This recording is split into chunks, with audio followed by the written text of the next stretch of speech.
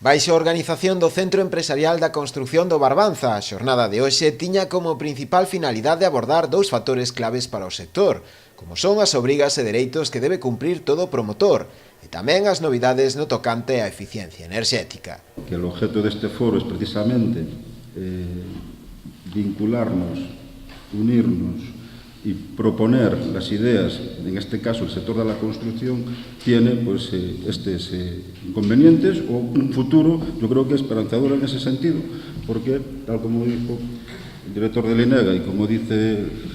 el consejero, pues sí que hay ese vínculo entre el sector de la construcción y por lo menos para que la ciudadanía vea pues soluciones o vea mejoras en su calidad de vida.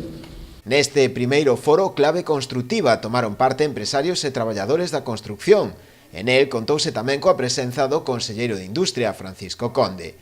Na súa intervención aludiu á importancia de que a construcción manteña a senda actual de crecemento sustentable e ordenado, convidando o sector a traballar coa administración para mellorar en aspectos como a seguridade e a prevención. Temos un reto,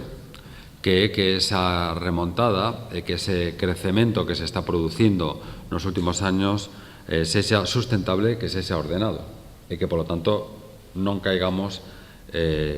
como colectivo, como sociedade, nos erros do pasado e, polo tanto, temos que tener moito cuidado para que o desenvolvemento da industria pois sexa, como decía, estable, que sexa sustentable e que, polo tanto,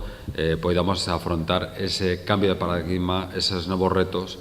para que teña un impacto positivo na nosa economía e nos diferentes sectores. Ademais das charlas e xornadas puramente técnicas, o foro completouse tamén cunha exposición no que varias empresas do sector deron a coñecer as súas propostas e produtos relacionados cos dous aspectos abordados no foro, como son a seguridade e prevención de riscos e a eficiencia enerxética.